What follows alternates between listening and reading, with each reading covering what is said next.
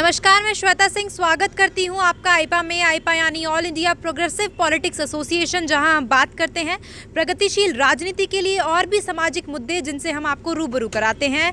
आज इस खास पेशकश में मेरे साथ मौजूद है सुभाष पवार, प्रदेश प्रवक्ता समाजवादी पार्टी। जी, बहुत स्वागत है सर आपका आईपा में। सर, मेरा पहला क्वेश्चन ये है, जिस तरह से हम समाज में देखते हैं, हम आजकल चुनावी माहौल है वो चल रहा है, आप कितने से संतुष्ट हैं? अगर आप संतुष्ट नहीं हैं और आप बदलाव चाहते हैं तो क्या बदलाव है? अगर वहीं हम समाज में राजनीतिक प्रगतिशीलता की बात करते हैं तो आपके हिसाब से एक राजनीतिक प्रगतिशीलता क्या होगी? देखिए, सबसे बड़ी बात तो ये है कि आज हमारा जो उत्तराखंड का मतदाता है वो जागरूक है, पढ़ा लिखा है, वो झूठ और फ्रेब से नफरत करता है। वो चाहता है कि राजनीति एक सच्चे रास्ते पर चले, उसकी एक दिशा हो, उसमें झूठ का कोई स्थान ना हो, फरेब का कोई स्थान ना हो। हम समाजवादी पार्टी इसी बात के लिए जाने जाते हैं कि जो समाजवादी बोलते हैं वही करते हैं। हम समाज के लिए लड़ना चाहते हैं, समाज के पिछड़े वर्गों के लिए लड़ना चाहते हैं, समाज के किसानों के लिए लड़ना चाहते हैं, छात्रों के रोजगार की बात करना चाहते हैं, व्यापारियों की जो परेशानियाँ उनकी लड़ाई लड़ना चाहते हैं। तो देर हो सकती है, लेकिन जो है ना, समाज हमारी बात को समझेगा और समाज हमारे साथ आने का काम करेगा। समाजवादी पार्टी की अगर बात करें तो उत्तराखंड में किस तरह से आप नई क्रांति को लेकर आएंगे? आपके क्या क्या प्लान है और किस मॉडल पर, अगर आपकी पार्टी यहाँ पर आती है तो किस मॉडल पर आप काम कीजिएगा? देखो, वही बताया मैंने कि समाजवादी पार्टी विकास की राजनीति करना चाहती है। समाजवादी चाहती है कि उत्तराखंड के 13 जिले, प्रत्येक जिलों में शेड्यूल की स्थापना हो, वहाँ के बच्चों को रोजगार मिले, वहाँ के बच्चों को काम मिले, कामगारों को काम मिले, किसान खुशहाल हो, क्षेत्र की जनता खुशहाल हो। वो एक खाका खींचा है समाजवादी पार्टी ने, वो हमारे मैनिफेस्टो में आ जाएगा टोटल। और हम तो चाहते हैं कि जो उत्तराखंड में पलायन की स्थिति है वो बहुत भयावह है, बच्चों को रोज़गार नहीं है, दूर दूर क्षेत्रों में जाके अपना छोटे मोटे काम करते हैं, रोज़गार करते हैं।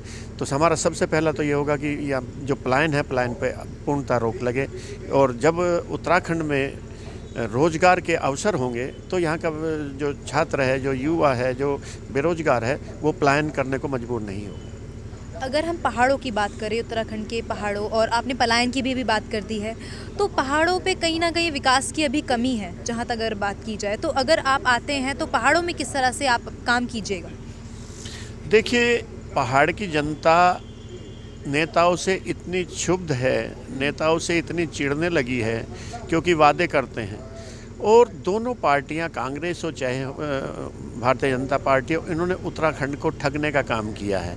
केवल अपने कार्यकर्ताओं तक सीमित रहेगी, ठेकेदारी काम हो गए, दूसरे काम हो गए, सरकारी कामों में जितनी भी संलिप्तता उनकी है, एक रास्ते से, नंबर 2 रास्ते से, नंबर 3 रास्ते से, जिस तरह से भी हो, केवल अपना कार्यकर्ताओं का और मंत्रियों का पेट भरने का काम दोनों पार्टियाँ कर रही हैं। समाज के लिए उनके मन में कोई जगह नहीं है। बेरोजगार भटक रहा है, किसान के लिए कोई नीति नहीं है, उद्योगों के लिए कोई नीति नहीं है। और दो ही चीज़ें हैं। आप शहर में चले जाइए तो शहर में आपको विकास दिखाई देगा, सड़कें ठीक दिखाई देंगी, लेकिन आप गांव देहात में पेयजल की वही स्थिति बनी हुई है, बिजली की वही स्थिति बनी हुई है, साफ़ सफाई की वही स्थिति बनी हुई है जो आज से 20 साल पहले थी। उसमें कोई सुधार नहीं है।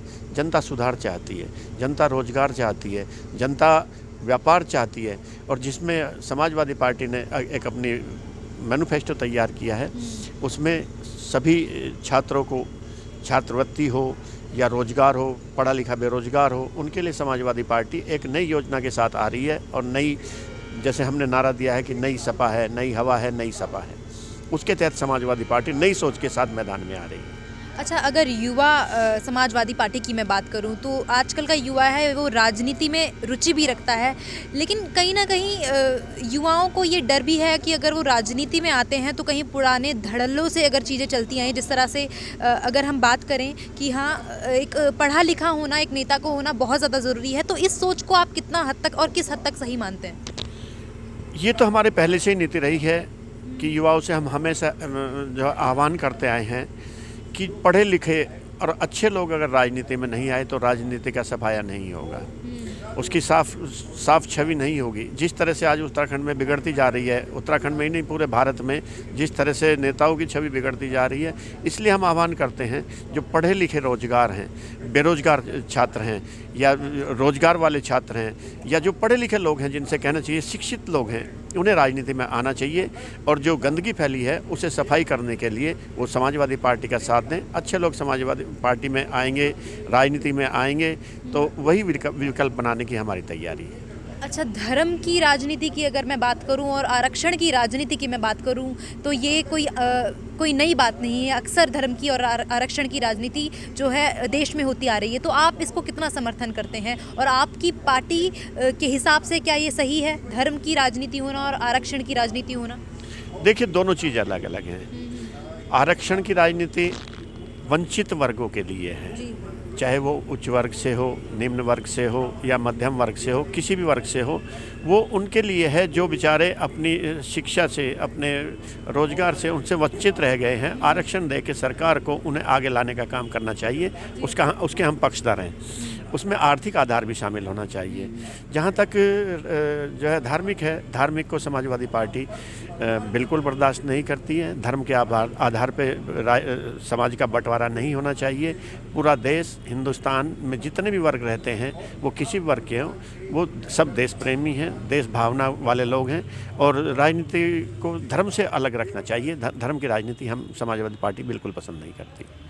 अगर मैं इस प्रदेश की बात करूं और जनता की यहाँ से मैं बात करूं, तो आप जनता से क्या अपील करना चाहेंगे उत्तराखंड की, अगर वो आपको चुने और आपको ही क्यों चुने? क्या है आपकी पार्टी में ऐसा खास कि आप उत्तराखंड के लिए कुछ खास करेंगे? जनता को कोई एक संदेश आपके द्वारा जो जाएगा वो क्या होगा? देखिए, मैंने पहले भी कहा है कि समाजवादी पार्टी जो बोलती है, जो उसके मन में होता है वही बोलती है और वही करती है।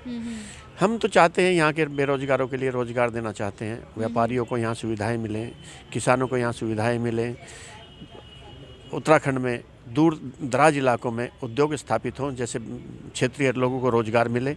वही सब नीति लेके हम आ रहे हैं, जिससे कि उत्तराखंड का विकास होगा और उत्तराखंड में रोज़गार के अवसर पैदा होंगे। हम चाहते हैं कि जो है समाज हमारी बातों को ध्यान से सुने और कुछ चीज़ें हैं जिनको समाजवादी पार्टी आई है उनका भी हमने स्पष्टीकरण दिया है और उनसे भी अब समाजवादी पार्टी चाहती है कि उन पे खुले में बहस होनी चाहिए। समाजवादी पार्टी हर चीज़ पे बहस के लिए तैयार है। महिलाओं की अगर मैं बात करूं तो महिलाओं के लिए आपके क्या नए प्लान्स होंगे, क्योंकि महिलाओं को रोज़गार मिलना या महिलाओं का सशक्तिकरण की अगर मैं बात करूं वो भी बेहद ज़रूरी है। तो आपकी पार्टी अगर महिलाओं के लिए जो कुछ करेगी तो उसमें क्या नया होगा?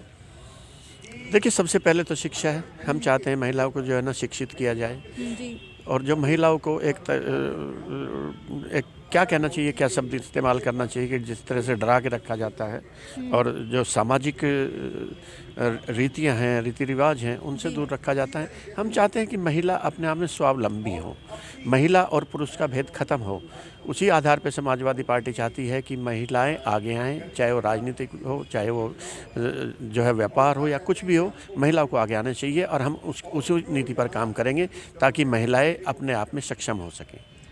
अभी सरकार का एक नया नियम आया है जहाँ पे लड़कियों की शादी की जो उम्र है 18 से बढ़ाकर 21 कर दी गई है। तो इस सरकार के इस कदम को आप कितना इसकी सराहना करते हैं और इसको कितना समर्थन देते हैं? अगर समर्थन नहीं देते तो उसकी क्या वजह है? देखिए, एक सामाजिक पहलू है जी। कोई बच्ची कुछ नहीं कर रही है और उसके माँ बाप उसको शादी के बंधन में 18 साल पे बांधना चाहते हैं, उस पर रोक नहीं होनी चाहिए। 21 साल के हम विरोधी नहीं हैं। जो बच्चा पढ़ रहा है, जो अपना कैरियर पे चल रहा है, जिसके सामने भविष्य है और उसकी उम्र 22 हो जाती है, 23 साल हो जाती है, 24 भी हो जाती है, कोई तैयारी कर रहे हैं, तो उसमें कोई बुराई नहीं है। जैसे कि आज मैंने आपसे बात की आईपा की जो मुहिम है प्रदेश के में प्रगतिशीलता लाना या देश में प्रगतिशीलता लाना, आपको कैसी लगी हमारी ये मुहिम? अगर आप अपना कोई सुझाव हमें देना चाहेंगे आईपा के लिए होगा तो वो क्या होगा? देखिए, हम तो स्पष्टता चाहते हैं हर चीज़ में। आईपा से उम्मीद भी करते हैं कि जो समाज में जागृति की बात है, जहाँ तक समाज में जागृति लाने के लिए उनका बहुत बड़ा योगदान हो सकता है। जो जिस तरह से आजकल जो धर्म के आधार पे बांटा जा रहा है, किसी को जाति के आधार पे बांटा है, हम बांटना चाहते हैं जो है कुछ राजनीतिक पार्टियां, हम चाहते हैं कि आईपा उसमें सहयोग करें और देश जो है धर्म के आधार पे ना भटके, जाति के आधार पर ना भटके, विकास के आधार पे जो है अपना रास्ता चुने, वही हम आईपा से उम्मीद करते हैं।